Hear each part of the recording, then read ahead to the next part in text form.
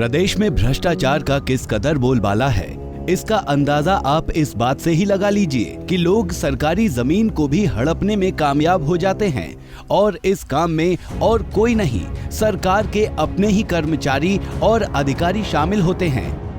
ऐसा ही एक मामला कैथल से सामने आया है, जहां मेन बाजार की प्राइम लोकेशन पर नगर परिषद की करोड़ों रुपए की जमीन को खरीदार ने फर्जीवाड़ा करके अपने नाम कर लिया। इस मामले में खरीदार पर तो पहले ही केस दर्ज हो चुका था, मगर अब नगर परिषद के कर्मचारियों और अधिकारियों पर भी गाज गिरनी तय है, जिन्होंने इस धोखाधड़ी में खरीदार की मदद की थी। मामले में डीसी प्रदीप दहिया ने 3 दिन में जांच पूरी होने का आश्वासन दिया है। अगले दिन उस दिन हमारे नॉलेज में आया था, ये मेरे पास डीएमसी साहब का कॉल आया, मेरे से ईओ साहब भी मिले थे, तो उनके साथ एडवोकेट्स थे जो सरकारी एडवोकेट्स हमारे पैनल पे हैं। तो ये हमारा लगभग 145 गज का ये प्लॉट था, बिल्कुल प्राइम लोकेशन पे, जिसको कि 2018 में असेसमेंट चेंज करा ली गई, और वो जो असेसमेंट चेंज कराई है वो फ्रॉडुलेंट तरीके से कराई गई है, उसका कोई पीयूसी नहीं, कोई एक्सेप्टेंस नहीं है। उसके बाद उसकी बेसिस पे एक रजिस्ट्रेशन हुई है।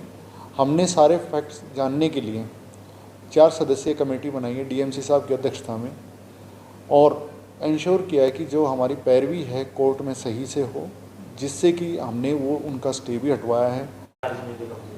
सरकारी ज़मीनों पे कब्जे करने वालों के खिलाफ सख्त से सख्त कार्रवाई की जाएगी। इसके साथ साथ जो कर्मचारी इसमें संलिप्त पाए गए उनको डिपार्टमेंटल इंक्वायरी और ज़रूरत पड़ी तो एफआईआर भी कराई जाएगी उन पर।